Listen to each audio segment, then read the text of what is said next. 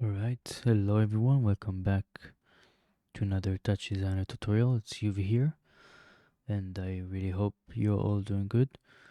So in this tutorial I'm going to show you the new update of the Flow3D component. The Flow3D component is a real-time fluid/smoke simulation um, inside the TouchDesigner. It's a component that I've been developing for the last few months, and recently I've been updating the simulation and adding some really nice features.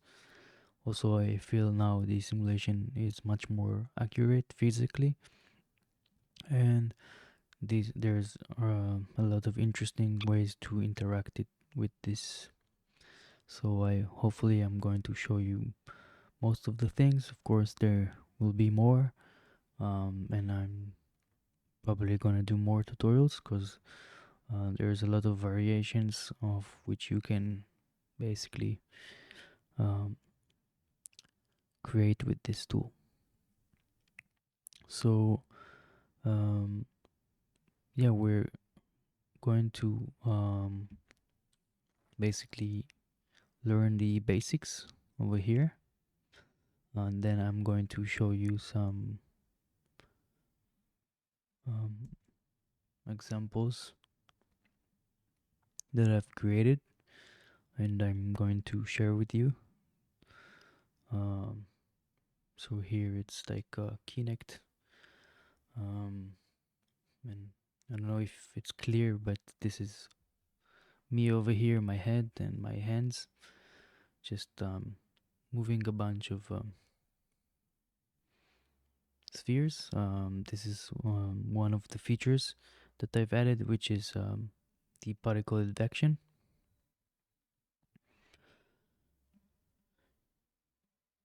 And yeah, those kind of things also. So there's a lot of stuff, really a lot of stuff. Really want to basically show you the basics, and then you can go and create by yourself. So first of all, um, for the rendering part and to uh, basically make it easier to use the component, I'm using the T3D toolkit by Joseph Feltz, which is a toolkit made for 3D textures, and it's integrated into TouchDesigner. So if you create your create dialog, OP create dialog, you can see I have the T3D operators over here. Very useful. I really highly recommend to get it from Joseph Patreon over here. And for that reason, won't be able to share with everyone the project file because it contains the T3D toolkit, which is not free. Um, so if you want to get the example file, you need to contact me and ask for it, and I will confirm that you are Joseph Patreon, and then only then I can send you the file. But generally, highly recommend you to get the toolkit.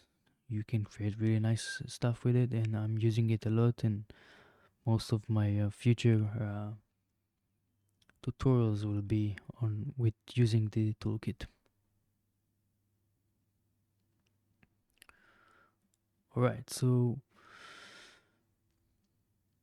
I'm going to cover basics right now, then we can jump up and basically walk through the different examples. I won't be able to create them from scratch because they're quite complicated, and I don't want the tutorial to be extremely long. So hopefully you'll get the project file and you can learn from this setup. Right, so let's go inside to the basics, and we have here the Flow3D component. Um, real quick about this setup. Basically, I have the Flow3D here.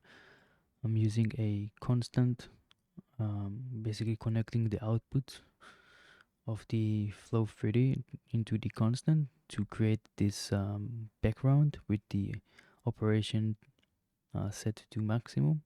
So I can basically change my background to see the actual um, boundaries of the volume.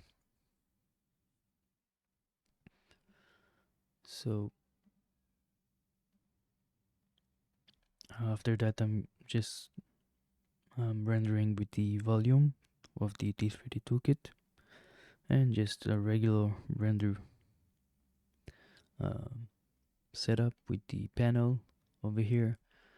Um, and you can basically drag the panel like this, and because I have the camera viewport reference the panel over here, and I can rotate my camera. Very useful and easy to uh, work like this. So the component will be in its reset default parameters. So I would basically reset now all the parameters like this and disconnect everything like this. We can also delete this for now. So yeah, this is the default. As you can see, we have this tiny sphere, um, and we have all our parameters and inputs and outputs. So the first page is the simulation page, and I will cover everything you need to know. So the active over here is just activating the whole simulation. So without it, you can see you can't change anything, and basically the whole component is off. So you need to toggle the active here, and then we have the general setting. We have the reset button. So I like to basically reference a keyboard. I like the number 1. So when I press 1, I can reset my simulation. And by the way, if you um, don't know each parameter what is doing, so I wrote like a short description for each parameter, so you can go right click on it and go to parameter help, and then you can see um, what's this parameter basically is doing. So the time step is basically the um, speed of the simulation. Uh, you can go also to the parameter help and just read through what is it. So yeah, and the we have the simulation resolution over here, so you can set it manually or you can use the source resolution. The source is an input over here, which we're taking like a 3D texture representing a volume, and we will cover it in a minute. So you can either set it to the resolution that you input or manually.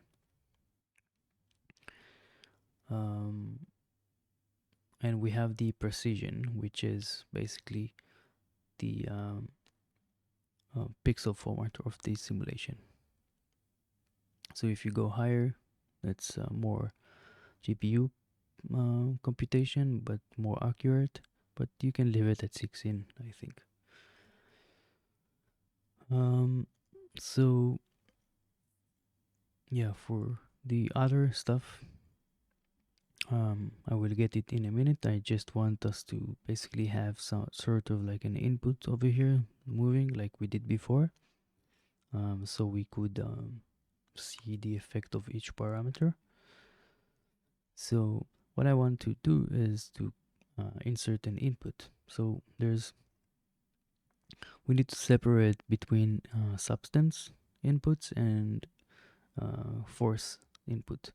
So we have two ways to insert substance into the simulation: the injection section over here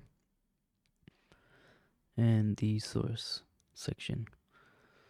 So let's start with the injection, which is very useful if you want to basically inject real quick something, or you want to inject multiple um, injections positions in your simulation. So in injecting basically injects like a little sphere.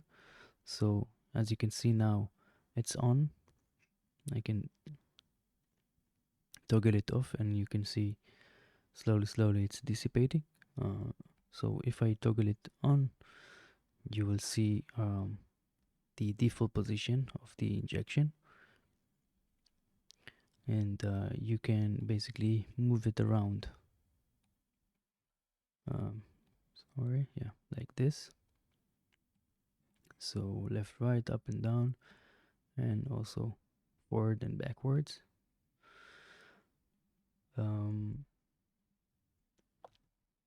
and you have also the injection substance gain, so I can inject more substance or less, and if it's zero, obviously it won't eject at all. Let's keep it at 1 for now. You can change the uniform scale, so make it bigger,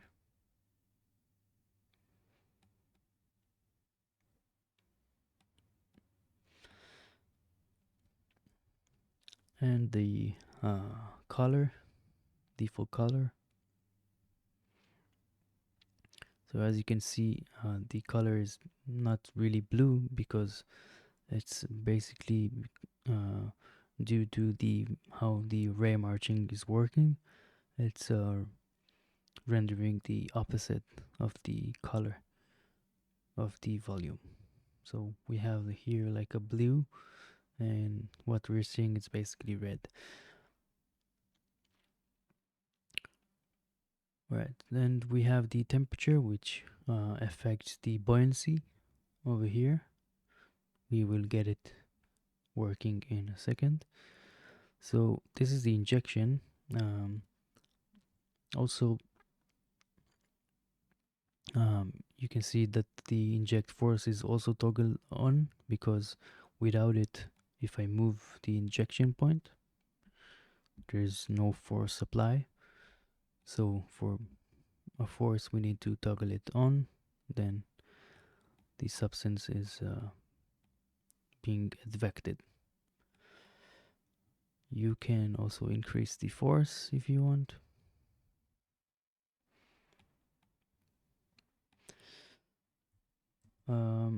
Now, the nice thing about the injections is that you can control them with the inputs.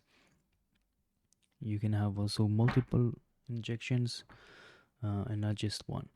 So when you plug in one of those inputs, it will basically control the injection position. So let's say I want to control uh, the injection position with my mouse, for example. All right. So my mouse has a coordinates, or x and y, and the z-axis I want it to be just a constant. So I'm going to just grab a panel,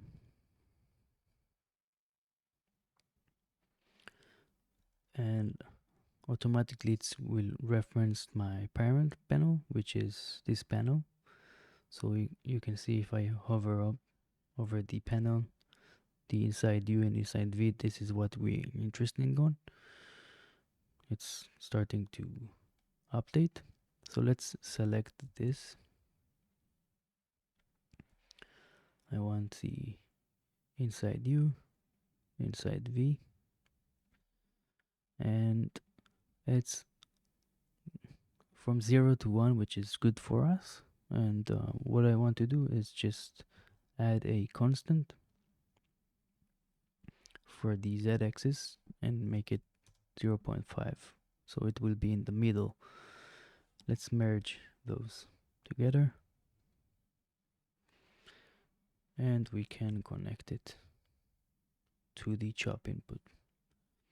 So the chop also is controlling only the position, right? You can control the position with also with the tops, but if you have like a sensor or something that works with chops, it's more convenient to just plug it into the chop. Obviously you can convert your chop into like top, something like this, make it RGB, and just plug it in also in the inject position with the top. But yeah, it's nice to have also this. So nothing really happens. This is because I need to switch to chop input over here, and then you can see that the injection position is following my mouse position, and I can inject more substance.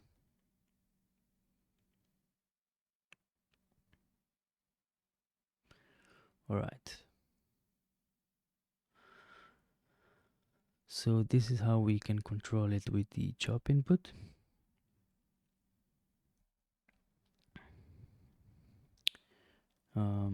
Now for the top inputs, you need to basically insert coordinates.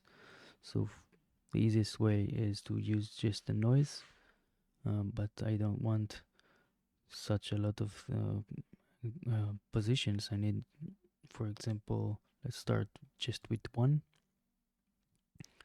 I don't want it to be monochrome, and I want it to be from 0 to 1, so leave it like this. No harmonics, and let's choose the Berlin 4D and animate the fourth dimension like this, and connect it over here. And nothing really happens because we need to uncheck the switch to chop input. Alright, so something is moving over there, but for some reason it's not the force is really low, and this is because we didn't put a 32-bit float RGB over here, and now we can see it's starting to affect. Let's increase the size, decrease, sorry, just to see better.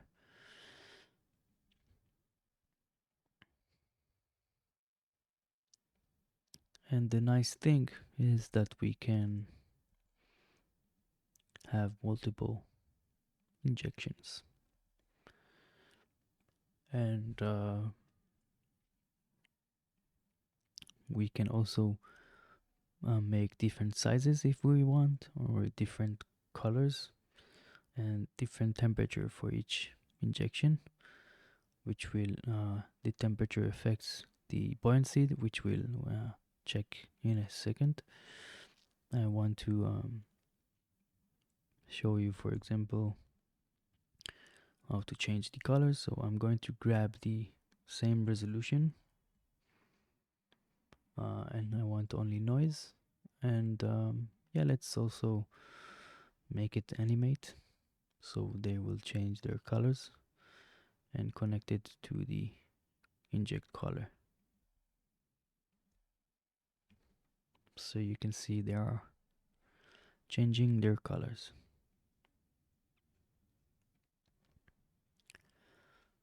Okay, so let's inject only one to see clear the effect. What I want to do is to walk you through also the um, other parameters over here in the simulation page.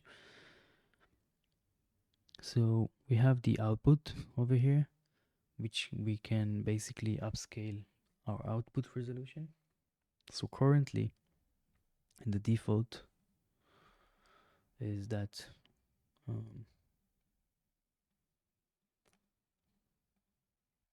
let's have a null over here. Currently, our output is the same as our resolution. So what we can do if we want more resolution is just increase the upscale output resolution, and it will double the resolution to render it much more clear. But it will be more expensive, obviously, so just keep in mind. We can also increase the output gain if we want.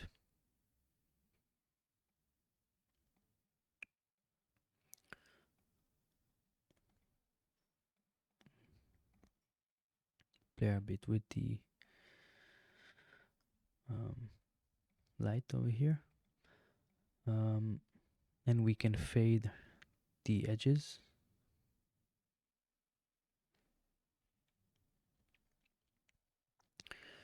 And okay, so now we have the boundary, so we can disable boundaries, so we won't have any boundaries.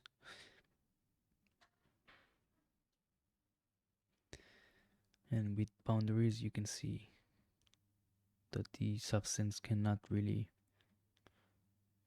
escape the volume. And we can choose between the no slip and slip. So no slip, it means that the velocity on the boundaries is 0, and slip, it means the velocity is reflected. So yeah, and these are the fluidless smoke dynamics. It's the core of the simulation, basically. Here you will control how your substance will act like more like a fluid, thick fluid, or more like water, or more like smoke, based on those parameters. So velocity dissipation, if I increase it, it will dissipate my velocity more faster.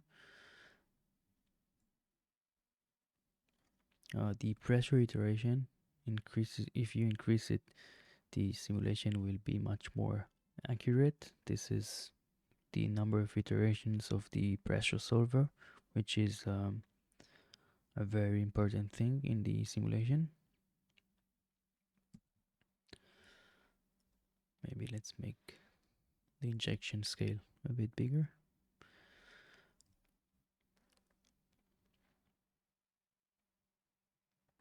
We have obviously the more iterations of you have, the more expensive it will get, more computational heavy. But for this kind of resolution, I think I can go higher because I have a really good GPU. But you need to know your limits. Viscosity and the diffusion iteration, they work together. Like if the viscosity is 0, you can see the diffusion iteration stops working. So this viscosity makes the fluid more thicker. It's basically very similar to velocity dissipation. It's making the velocity dissipate faster, and making the fluid look like kind of more thicker, and you can increase the diffusion iteration.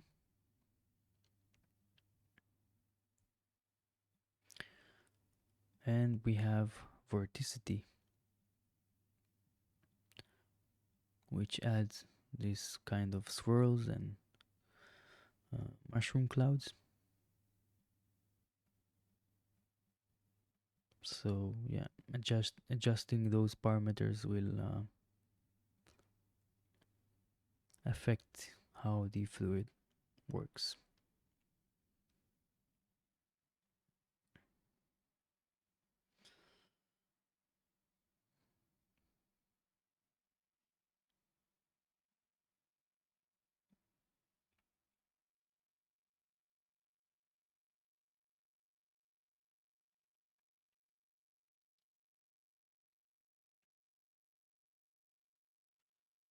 All right, so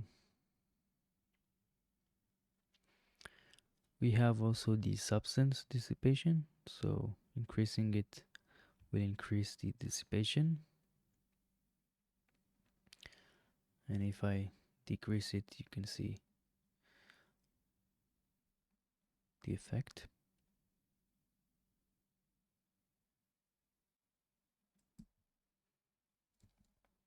Let's keep it at 1 for now.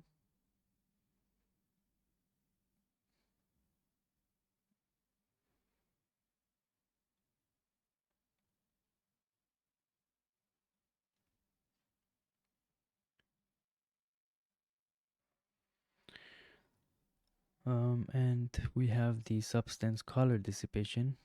So let's unplug the color over here from our top input, and I want the default color to be just white.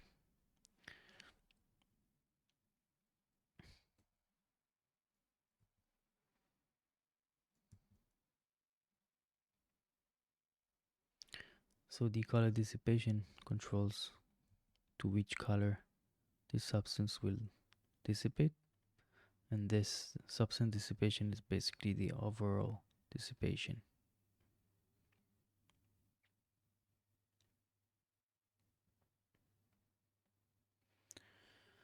Um, yeah. So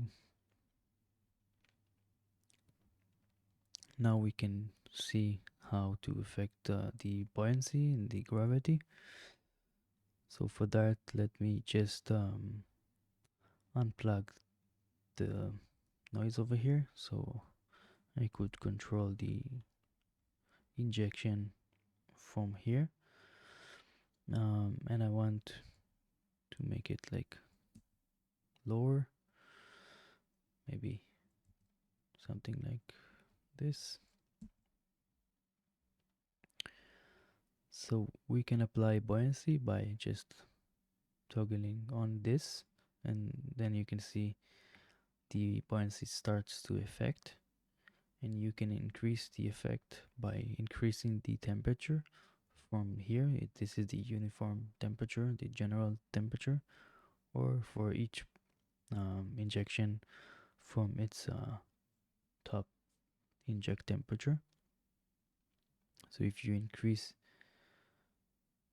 the temperature, you can see the buoyancy works stronger, and you have the buoyancy strength over here, so you can basically also increase it from here.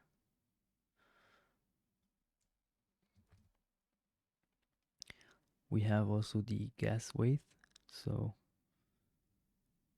now it's not affecting because the temperature is really high. So let's decrease a bit the temperature, and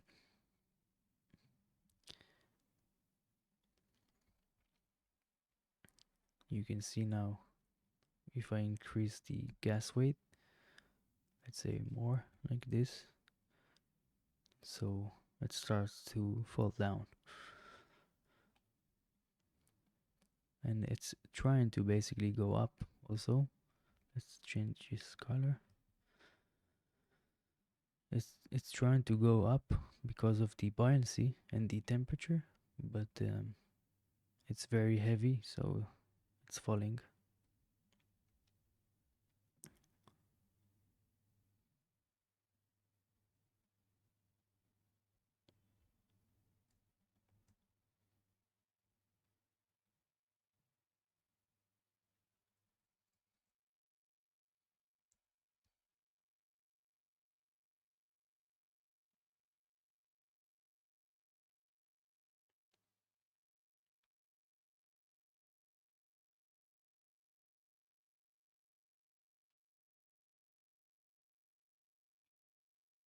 So you can get some really interesting effects like this.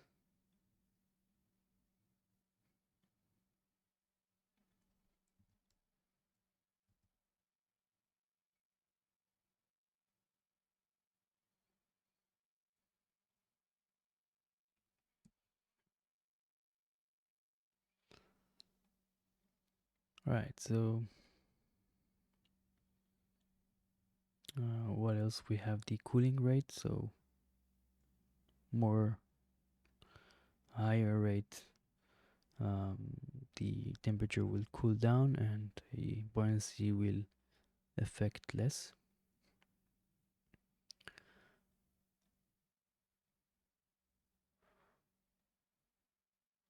And we have the expansion also that expands the substance based on the temperature.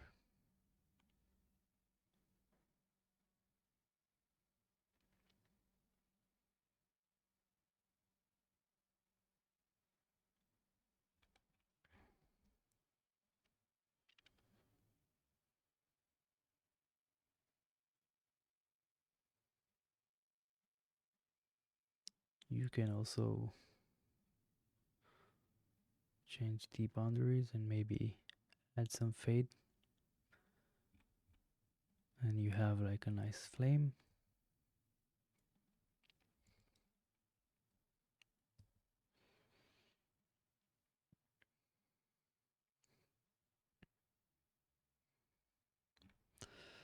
All right, so um, we have also gravity over here, so let me just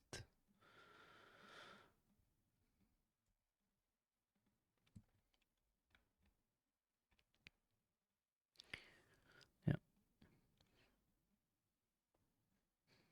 so the gravity just acts the opposite. It's like pulling down based on the substance average, so the amount of substance.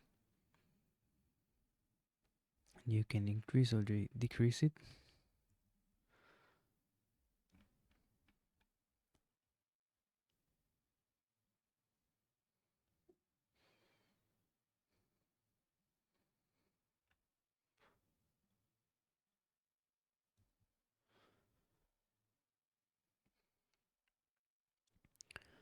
And we have the fluid surface level, which basically affect on which uh, on the y-axis when the gravity will affect, where on the y-axis the gravity will affect, basically. So if I increase it, it won't be affecting because we're higher than the position, and slowly you can see we're affecting. I'm still not sure for what I'm going to use it. uh, I have some thought about like creating a fluid here that basically uh, won't be affected by the gravity. But yeah, anyway, for now I don't know where to use this power meter, but maybe one of you will find a reason. All right, so let's move on to the um, second option for input. It's the source. So I'm going to turn off the injection, and yeah, for the source we can basically add any volume. So for example, a sphere, I can set the resolution and the pixel format and just plug it into our source. But for us, we can also make it a bit smaller, and we need to toggle on the add source substance. So we have this sphere, and we can also add the source force. And when I move my sphere, it's acting basically exactly like the injection that we saw from here, but I can put anything else, not just a sphere. So for example, I can use a box, and let's also have this resolution, 16-bit float, making the box smaller, and inject it. And let's reset our simulation. So let's make it even smaller, and you can see we can basically input anything that we want. And for the temperature of the source, I think I need to also make it a bit less bright. Yeah, I think it's good. So for the temperature of the sources, for example, if I want to add buoyancy, so the alpha channel is basically acting as the temperature. So what I need to do is to toggle off the pre-multiply RGB by alpha, and then if I want more, well, this is maybe too much. If I want more temperature, I can increase the alpha. Same for the sphere, just toggle off the pre-multiply RGB by alpha and increase or decrease your alpha. And this is affecting the buoyancy because the alpha acts like the temperature. You can apply obviously also gravity,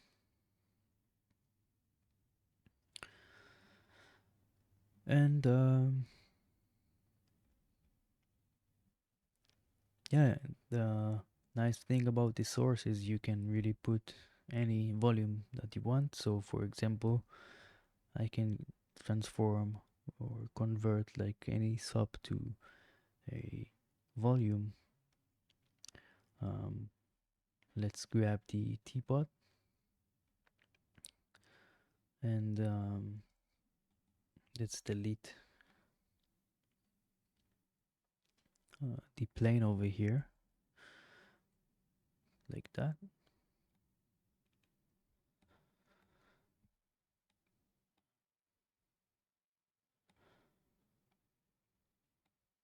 All right, so we don't have any plane, and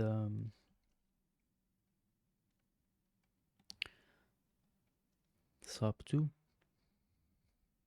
Let's make it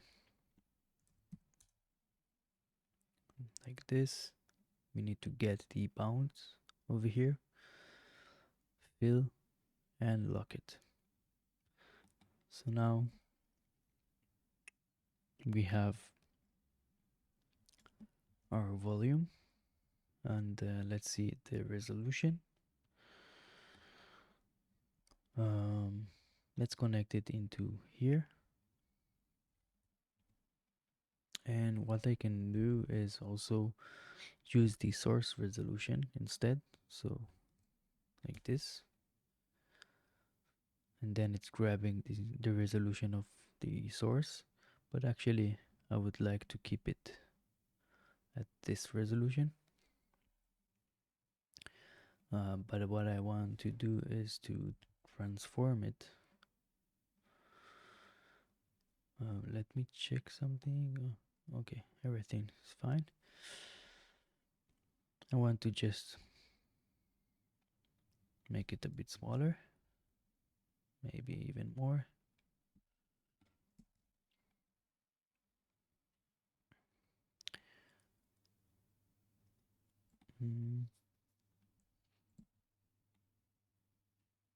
Yeah, I think we need also to basically, oops, what I did, to fit it to our resolution. So I'm going to use a fit and just grab it like that. And let's make it 16-bit float. Then I think we need to first fit it and then transform it. So I'm going to do it like this. Yes, now we're good. So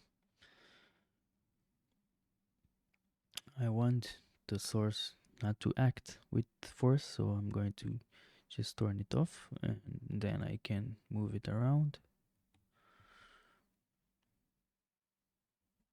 Alright, so I also want to make it less gain, and let's apply gravity. Maybe this is too much,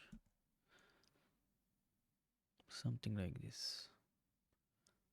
Right, now what I want to do is to interact with it using an obstacle. So I have our box over here, and I want to be able to move it with my mouse. So first of all, let's grab the mouse position over here, but for that we need to first map it from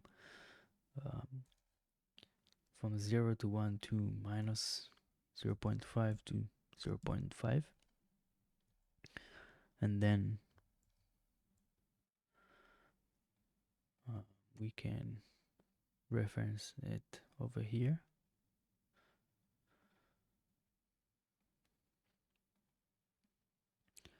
And I want the z-axis to be at 0, like this. No, let's leave it actually like this, maybe. Yeah, and we can plug it into our obstacle.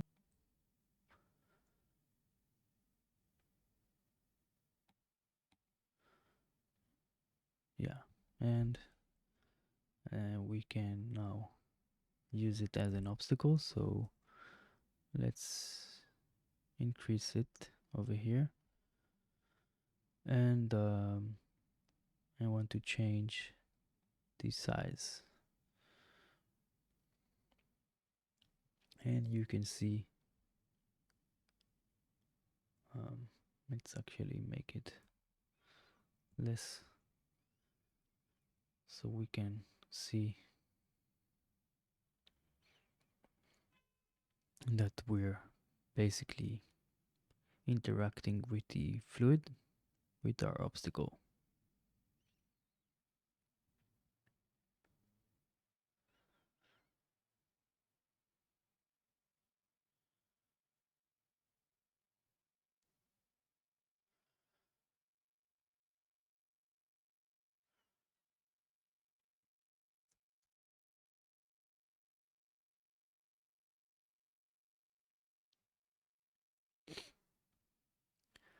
Now, a nice thing we can also do is make the obstacle um, like add force to our substance or to our simulation. Because currently it doesn't really add a force, it's just preventing the fluid or the substance to get through it. So for that we can use the optical flow.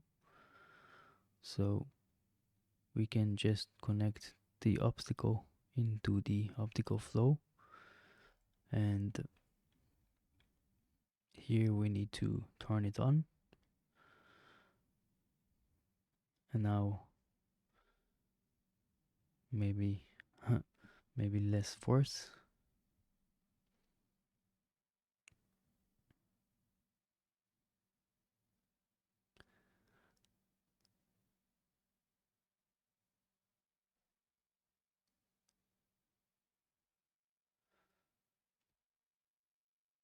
and now the obstacle is also adding force.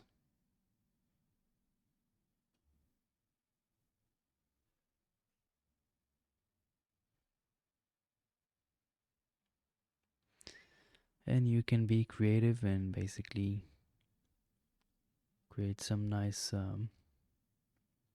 obstacles. For example, you can just plug in like this sphere and apply some buoyancy instead of gravity.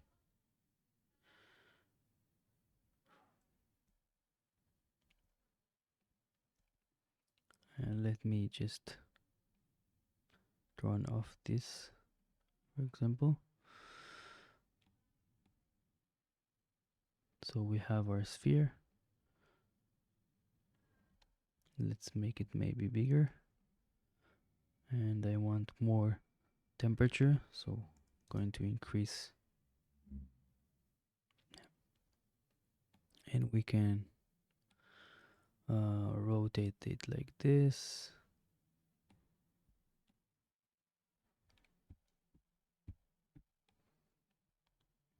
Let me just change the lighting a bit so we can see it better.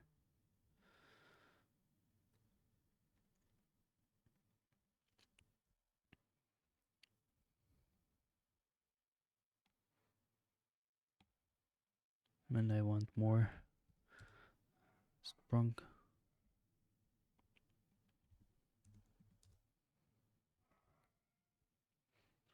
So you can build some obstacles like this, and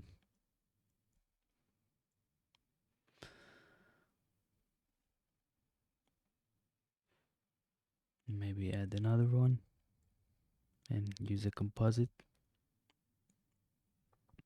to maximum.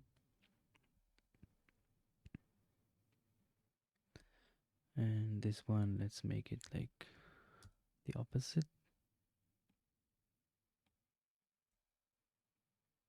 Oops, sorry. Yeah, we don't need the obstacles flow, we just need the obstacle. Something like this.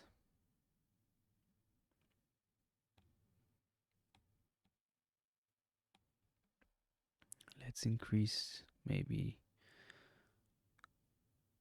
decrease the cooling rate so it will be much more strong.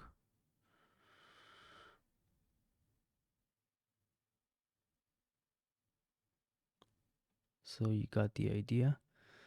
You can start building some really nice obstacles to create some nice, interesting flow.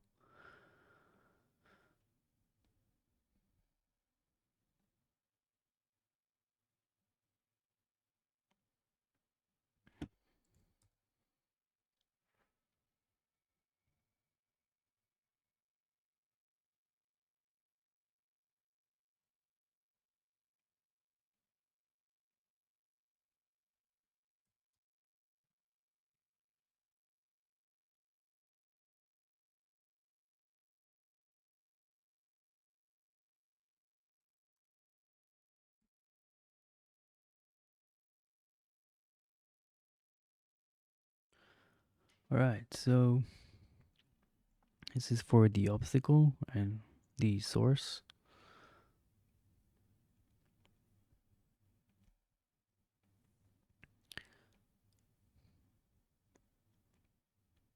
Another stuff that we have, or another input that we have, is the external force.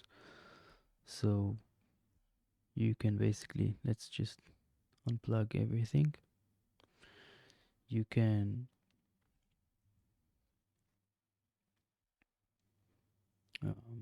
use just a simple noise, for example. It needs to be a 3D texture, and make it not monochrome, maybe less noise.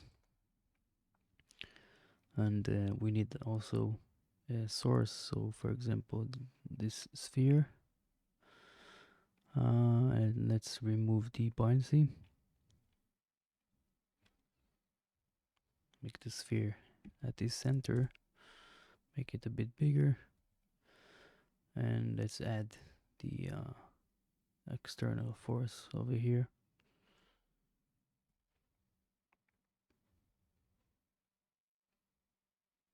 And we need to make the offset like this.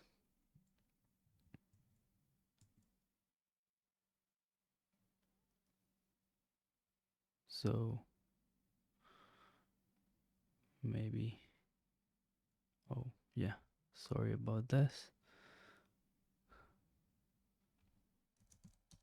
Less noise,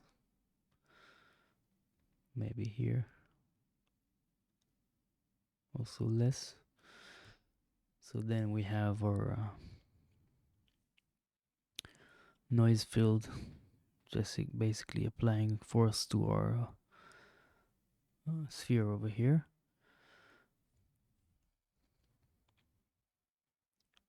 And we need to also make the same resolution. So yeah, it's not that useful input, but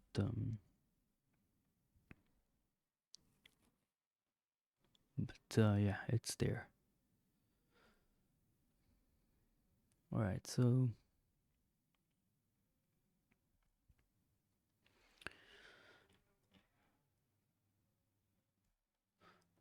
I think we covered everything. Oh, the obstacle here, you can render and not render it if you want. And yeah, the source force has also a feature that you can align the source force with the normals of the source, basically. I will show you it in the in one of the examples. Now what I want to show you is the particle advection over here. So let's reset everything actually, and what I want to use is the chop input that is connected to my mouse. Let's increase a bit the substance gain, and we have the advection particle advection. We need to make it active, and basically now we have some outputs over here.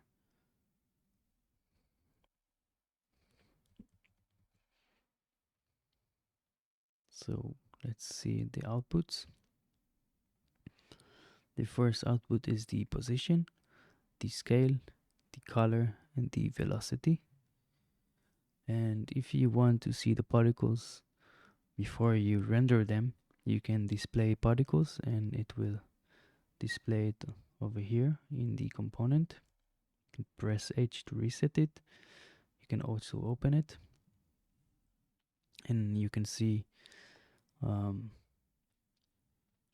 just the display of the particles, but when you render them actually in your setup, you might want to just toggle it off. So for basically rendering, I would toggle this off and just make a geo real quick, and inside the geo just maybe a box, and I want to make it smaller, something like this. Display and render, and we need to just instance the position,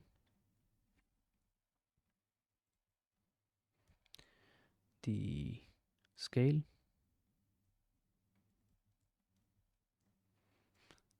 and the color,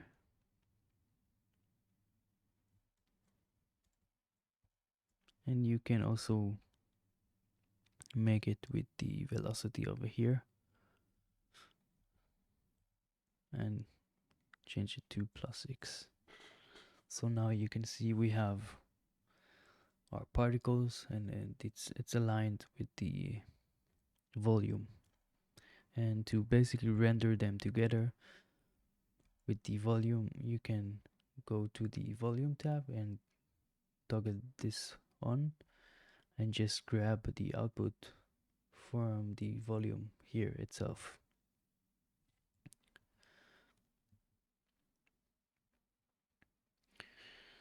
So now you can maybe output more again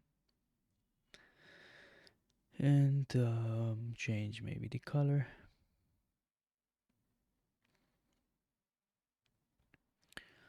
So for the particle advection, let's actually move it like this, and maybe let's not render the volume, only the particles.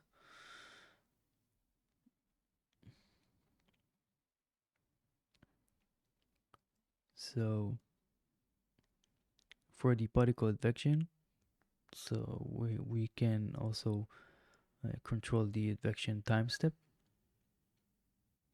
We can decrease it, increase it, whatever we want. Let's maybe add some more, something like this.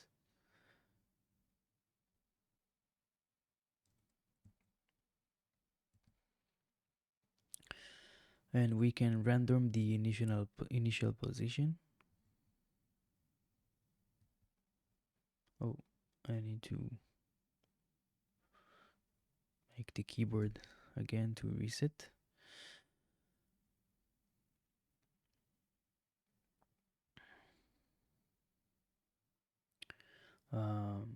So to randomize the initial position, because without it you can see it's like not randomized, it's kind of in a grid. Now for the amount of particles, you can set it manually over here, or you can grab it automatically from the simulation resolution. So this is the percent. If it's 1, it's going to be a lot of particles. Let me yeah, it's like 2 million particles because our resolution is around 2 million pixels. so you can decrease it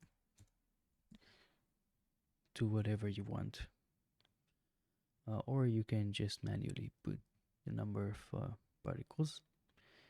You can also have an life to your particles, so they will be initialized. So play with the life and the life variance, the fade in and fade out,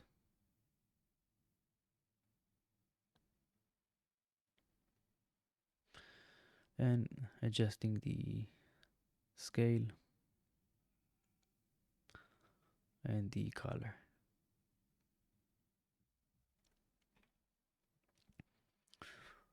Yeah, I think this is it for the basics. I think one more thing I haven't mentioned is the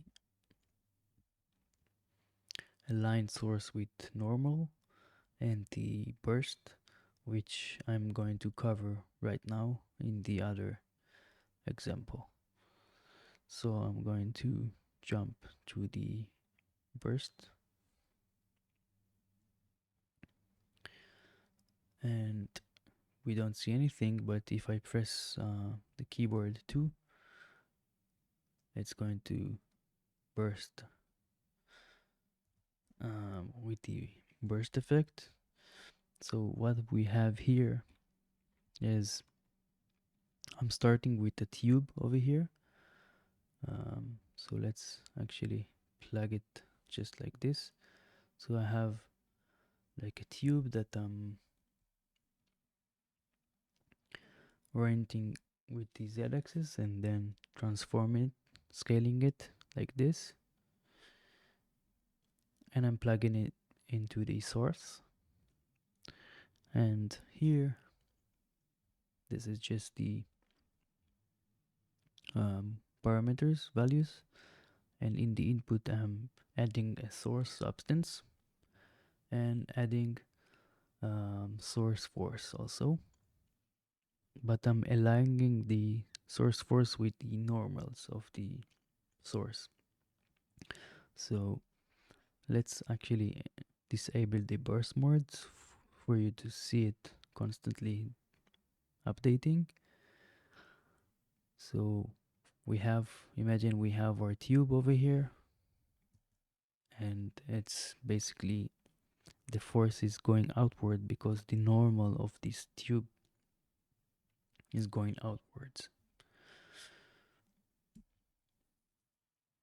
And to create this burst, we can enable the burst mode, and basically what it's doing, we have this burst pulse, so we can just pulse it. I'm referencing the keyboard in with the keyboard 2, and here I can control the delay, the attack, basically the shape of the trigger, very similar to the trigger chop.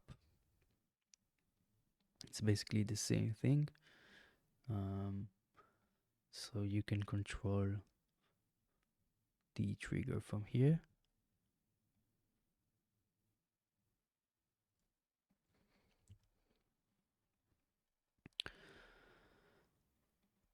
And yeah, and then what we're doing, so this is our output basically. If I'm This is the output of the fluid or smoke, and I'm also using an advection of particles.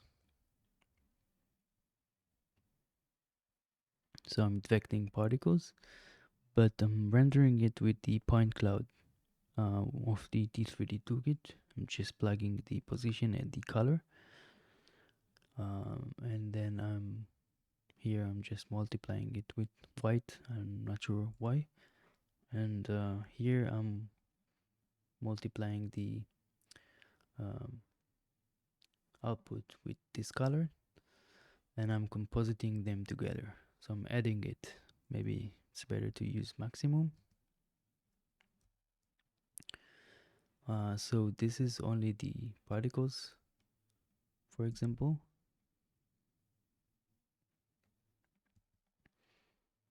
and I can make them like more strong like this. So these are the advected particles, but they're converted to 3D texture basically. And yeah, I'm compositing it with the volume to create this nice effect.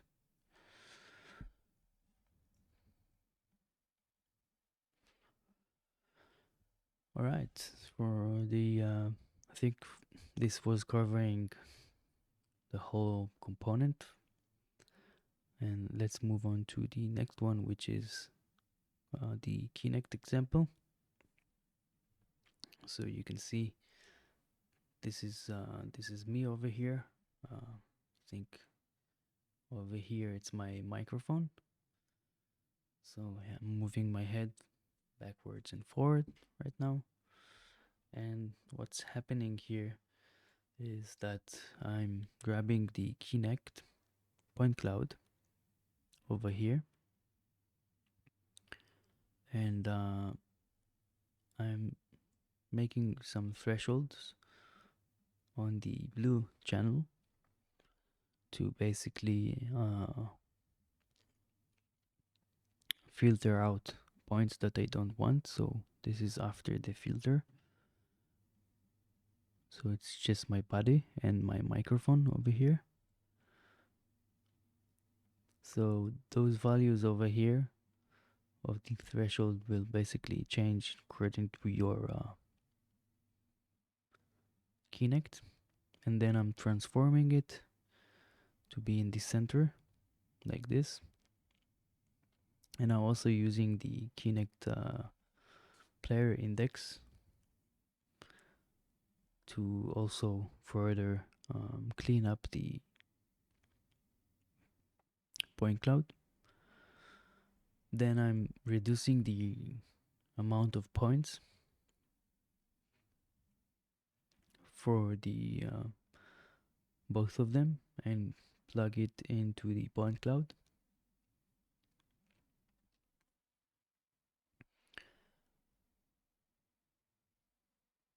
And for some reason the point cloud is flipped upside down. I'm not sure why. Probably it's a bug that Joseph needs to fix. I'm going to mention it. But you can just rotate it on the z-axis like this. Here I'm also blurring it a bit, and then I'm fitting it to my resolution of my simulation,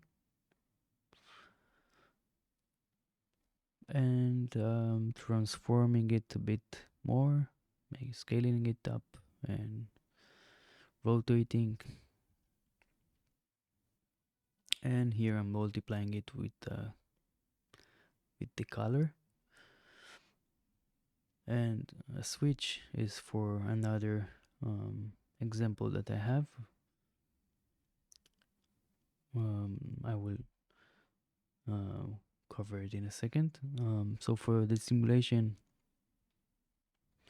it's basically, I think, the default values maybe, and the input is just adding a source substance and source force. And for the advection, very small amount of particles. Then I think we have a problem here. I'm not sure why it's happening. I think it's because we have this. Oh yeah, because we have shadows on, so the volume doesn't like it, but it still works. The shadows are for the spheres. Yeah, so anyway, I'm rendering it as a volume and also with the points as a like a geo. So I have my sphere over here. You can change it to boxes also.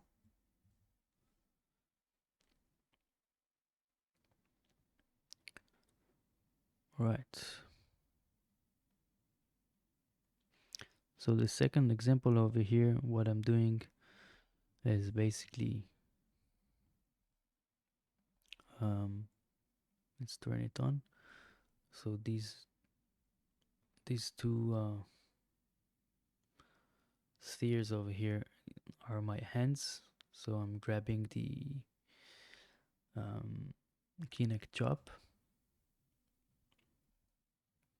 and basically taking the hand tip of the right hand and the left hand and remapping it.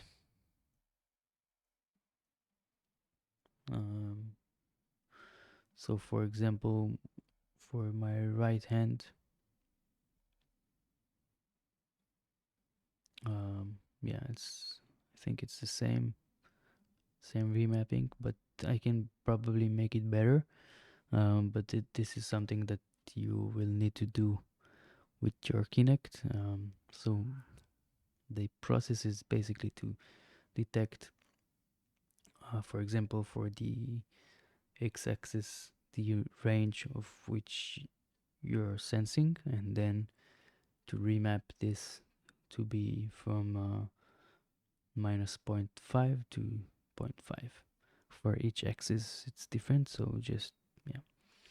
And then you can limit it if you want, because if the remap exceeds the values, it will be clamped.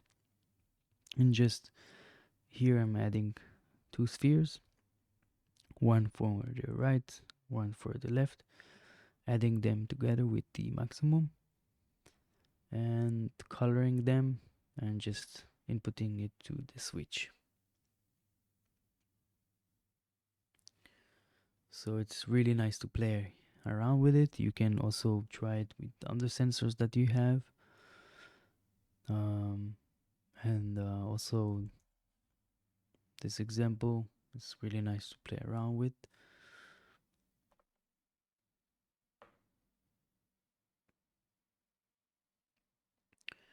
Right, so you can also change the color.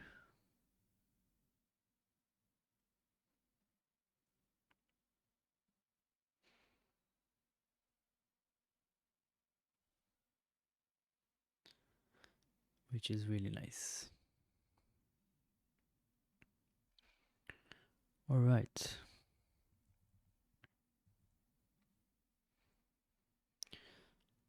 So for the last example,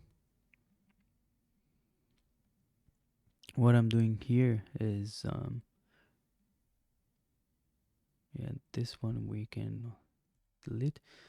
I'm taking a text up and just creating a text and extruding it a bit, and then sub 2 with the fill. So I'm filling it and locking it, then fitting it into my resolution of my simulation over here. And I want it to be transparent, so I'm taking the red channel to be the alpha, coloring it, transforming, blurring, and into the obstacle input.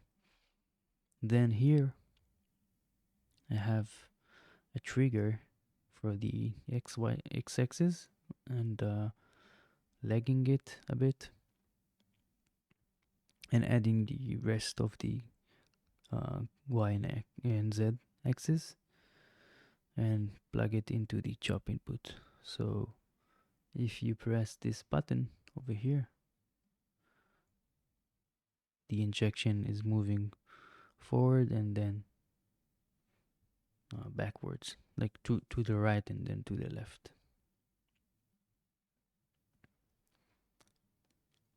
And rendering it, making a bit of a blur in the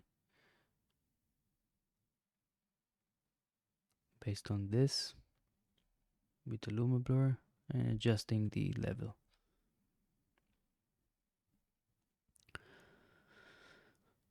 Yes, I think this is it. Um, yeah, I really hope you got everything that you need. And yeah, if you need more help to create more stuff with this component, please don't hesitate and ask me questions. I will be happy to help you. Also, if you want to get the project file, please contact me and I will confirm that you are also Joseph's patron and you have the T3D toolkit, and I will send you the project file. And yeah, I really hope you will use this component. I know it's a bit complex, but I think with those examples and slowly you can get creative and create some really nice effects with this in real time. So thank you so much for listening, and I really hope to see you use it and to see you in the next tutorials. Thank you so much and have a nice day. Bye bye.